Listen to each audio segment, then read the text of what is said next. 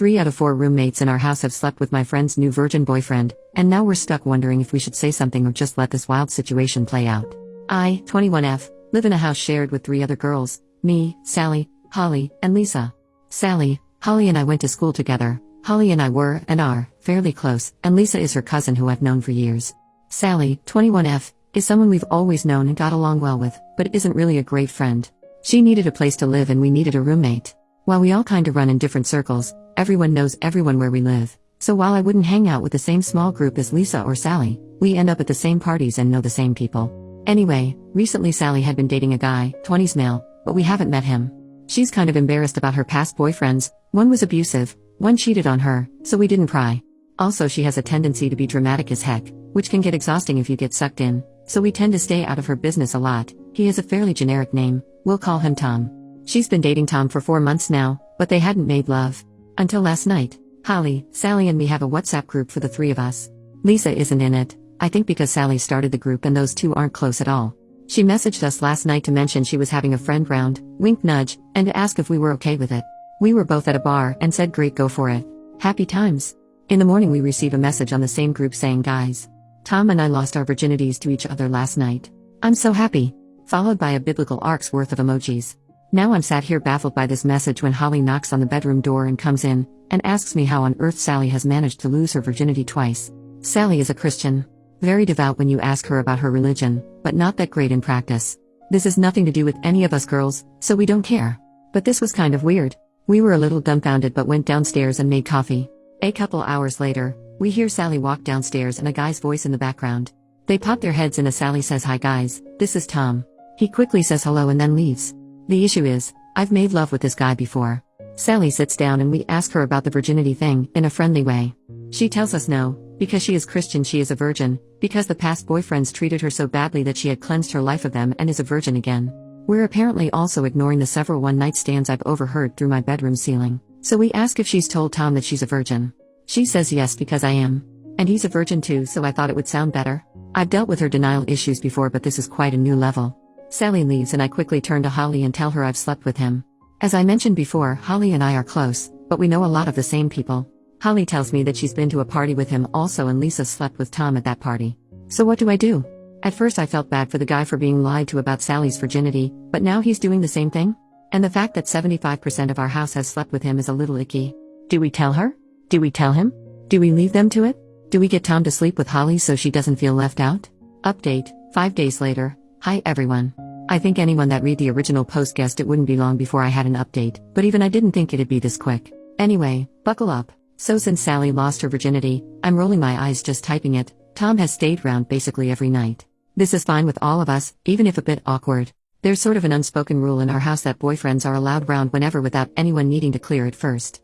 If we see each other in the day, it's courtesy to mention, oh by the way, boyfriend is coming round later today, but no one has an issue if it's not brought up prior to the visit. They're not sleeping in any communal areas, and we have enough bathrooms that shower time is never an issue. So Tom has been in the house most evenings but we've barely seen him. They're still in the weird love-making stage of their relationship where they only leave the bedroom for snacks and Powerade and to wash their sheets, I hope, so it's not like anyone's avoiding anyone. So 2 days ago Tom must have been at work, because Sally was alone in the house eating lunch. Holly and I were on our way out, about to go shopping, when Sally asked if she could tag along. We said sure, we were just going to get shampoo and toiletries, but she said that was fine because she only needed to get one specific thing. When we got to the mall, Holly went to get an eye test, she'd been due one a while, and I was planning on just browsing for some work clothes. But Sally grabbed my arm and said you have to help me. While giggling, and dragged me into a store. Guys. She made me go to a lingerie shop and find a sexy nun costume with her. I felt like a deer in headlights when you're paralyzed with fear, except instead of fear it's just inappropriateness and discomfort. I just stood there nodding and fighting the urges to laugh hysterically and cry simultaneously at looking for an escape route when she weighed the pros and cons of different Catholic-themed naughty outfits.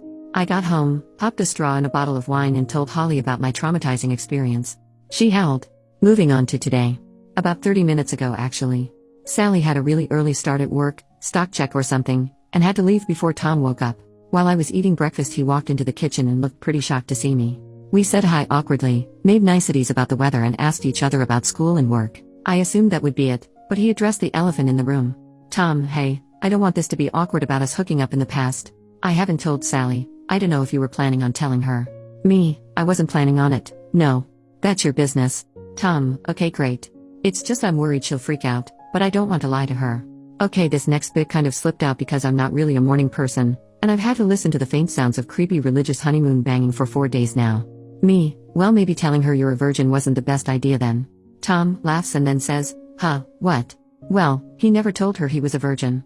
I don't know if she made it up in her head or she really believes it or she knows everything, but Tom assured me he had never told her he was a virgin.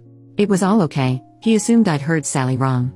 Then he said something along the lines of Sally being a virgin and maybe she was ashamed, and I tried so hard not to make any kind of facial expression but, again, mornings are not my happy place, and it must have shown. Tom asked me if Sally really was a virgin and I just mumbled, you should talk to her about it and, I don't actually know, because in my defense I've never seen her be penetrated, but it's a pretty bullcrap defense, so sorry Tom, my bad, I panicked. He said goodbye to me and walked off, furiously texting. So yeah, I'll be updating this over the next few hours probably. Edit, just woke up to enough emojis that my phone nearly imploded. They're from Sally as you can guess. They're in the WhatsApp group with Holly and are mostly crying face and dead face, a few bow and arrows followed by hearts, and a couple boy emoji next to the knife and fork emoji. Not entirely sure what that's about. I can't seem to find a fan emoji to put the poop one next to, but you get the idea. Not sure if Sally's at home at the moment or not, she wasn't meant to be working late and I don't remember hearing her come home. I'm gonna pop in and see if Holly's awake and then possibly barricade her door shut. Edit number 2, I've been sat in Holly's bed for the last hour, while she's been reading both my posts and all your comments. She's loving the replies by the way, and is refusing to be called anything but madam now. Also anyone who private messaged me to ask if we're lesbians, sorry no. We ran upstairs to see if Sally was in her room. The door is locked so we think she's asleep in there, but she isn't answering any WhatsApps. Just chilling in the calm before the storm, practicing some sweet judo moves in case anything kicks off. I'm kidding, it won't. Edit number 3, okay I shit you not, we've just had the police at the door. Sally was apparently caught trying to break into Tom's house after he told her to leave him alone and threatened to call the police. Except he hadn't threatened, he'd done it. She resisted arrest and was popped in a nice little cell at about 2 a.m. She looks exhausted, bless her, but I guess a day's stalking will do that to you. She looks really sad and I feel so bad for her. Holly's running her a bath now and I'm going to make some tea. I don't know what happened between them but it looks like it fell on the not so chill side of the scale. Edit number 4, okay guys, here we go. Update time. Sally's asleep in bed and a lot has gone on in the last hour or so. Safety belts on, hands and feet in the cart at all times. Holly is here with me, she might pitch in every now and then. In fairness, Dance Moms is on at the moment, and she's done with this shit for today, so she might not be super involved. So the police dropped Sally off at home. They asked to have a quick chat with me about what happened, probably a good idea, because Sally's version was ever so slightly different, sigh, while Holly took Sally upstairs to get changed and whatever else she needed to do. The officer, who was super fine, not gonna lie, maybe he can do the rounds after Tom has left, told me that Tom called the police at 1 a.m., because Sally was harassing him over the phone and throwing rocks at his window. By the time they got there Tom had rang 3 more times, and Sally was climbing up a fence and shimmying over onto the kitchen roof, some freaking Batman crap right there. They tried to talk her down, where she was screaming and crying. They thought she might be on some sort of drugs, but I told them it's just her personality and a bit of caffeine usually. I laughed. He didn't. I'm glad you guys think I'm funny. Anyway, she tried to struggle when they restrained her and went to kick one of the officers, and at that point they were done being sympathetic, and popped her in the police car and into a cell. She's absolutely tiny so they didn't have to use force or anything, she's fine I promise. They asked us to contact her parents, because she refused to give them any contact details for her family, she would only tell them her address that she lives at with us. And guess who's off work this week so gets to play babysitter?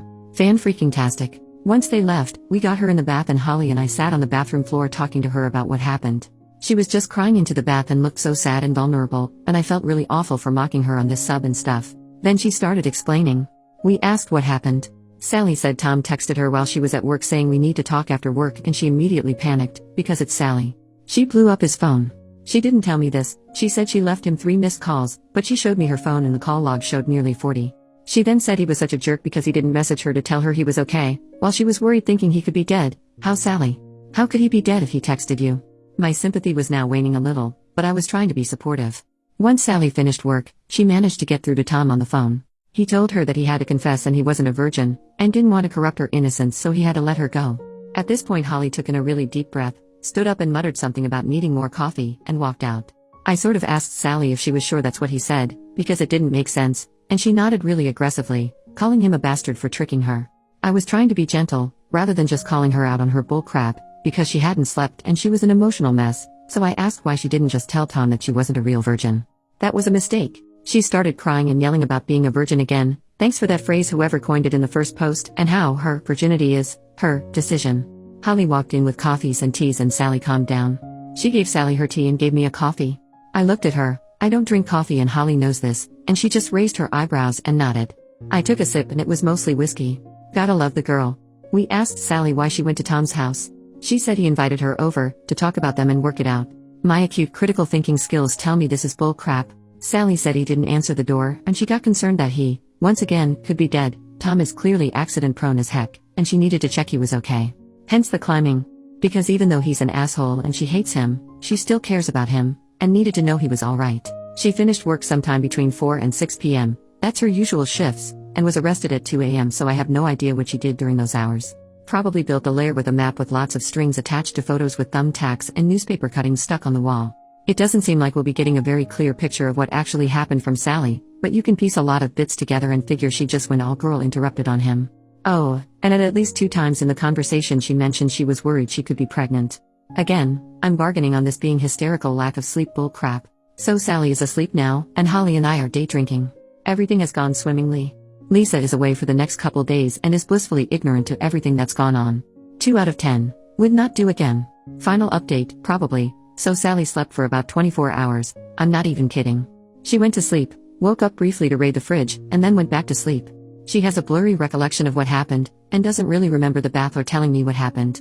I joked that at least she didn't remember me molesting her, which she laughed at, so she's getting back to herself a bit. This morning I sat her down and asked what was going on. She told me that school has been getting really on top of her, especially with work too and going to all her church meetings and volunteering. I kind of wanted to say well screw church. But I feel like that's a thing you don't say. And she got some Adderall, I'm assumed Adderall. She just said they were study pills, from a couple guys at school to keep her awake to finish essays. But as it always is with delicious Adderall, people tend to take it a little too far. Not to get all after school special and preachy, but guys, if school is so hard you need to take drugs, maybe we should put ourselves first and become strips. Anyway, Sally's little pick-me-ups became a regular thing, and none of us noticed because we all get a little caffeine dependent during the school year and she had a pretty screechy voice to begin with. She apologized for going loco and I apologized for being a crappy roommate and not noticing she was crazy. We did a ceremonious flushing of the pills down our least used toilet. PSA, that stuff doesn't flush super easily. It was humiliating. I had to claw like 3 of them out of the bowl because they must have gotten fused to the ceramic and I couldn't let Sally do it in case she went all train spotting and shoved them up her butt. It really ruined the moment, and now it's probably going to be our never used toilet because I managed to drop the bag in, and I think it messed up the system because it's blocked. We have a meeting next week with someone at school, I guess a counselor? I didn't speak directly with her on the phone, who's going to talk about healthy ways of dealing with stress. It was just going to be Sally going, but she was nervous so I said I'd go too, and it can't really hurt to know how to calm myself down in a way that isn't alcohol. I asked Sally if she was going to talk her parents about this, but she said no, because as I mentioned in some comments, they're very religious and their suggestion would be pray more. I have their number though, I'll use it if I need to. I asked Sally if she was pregnant and her eyes widened and she looked baffled. She actually said no? Are you? So we can equate that to mild psychosis and crazy beachness, we've all been there. She also asked me if she thinks Tom would ever speak to her again and I just hugged her and started laughing so she hit me and went really red. Sorry honey, if he comes back after that, you don't want him. So for now, we are back to normal. I think. Sally is still a little crazy, but in the constantly hormonal kind of way. Holly and I haven't had a drink yet today, and Lisa is still fucking oblivious to all of this. She probably won't care. She genuinely doesn't like drama. I'd love to start a blog about us, as many of you have requested, but I'm pretty sure it'd never be as interesting as these posts. Relevant comments. Commenter number 1. So is Tom super hot? Are you guys in a smallish town? Trying to figure out the odds of 3 women in the same house sleeping with the same guy and not knowing. OP. He is very good looking, but it's also a small town. Basically everyone our age around here goes to the same bars and parties, so you're bound to know someone who knows someone. Commenter number 2. OP. I think this may be my favorite relationships post ever. It might not actually be appropriate to ask Tom for his side, but damn I'd like to know how it went down according to him. The poor man needs a bottle of booze for having to deal with her. So do you and Madam Holly. I doubt she will listen if you tell her, but Sally should seek therapy, outside her church. Part of me really hopes there's another update. But, for the sake of all involved, I also hope there's no more drama. OP, trust me I'd love to know too, because I feel like it would be vastly different from Sally's story. But we'll probably never know, unless I bump into Tom at a bar in the future. I'll be sure to update if I do. Once Sally is calm in a couple days I'll have a talk with her about all this, because let's face it, it was a bit much. I don't think her parents will be much help, they're nice but they're kind of the sort of people who think you pray all your problems away. Commenter number 3. Virginity is so self-evidently a social construct when you believe you can regain your imaginary virginity in order to imaginarily lose it again. None of this makes any sense to me. OP, it doesn't make sense to anyone.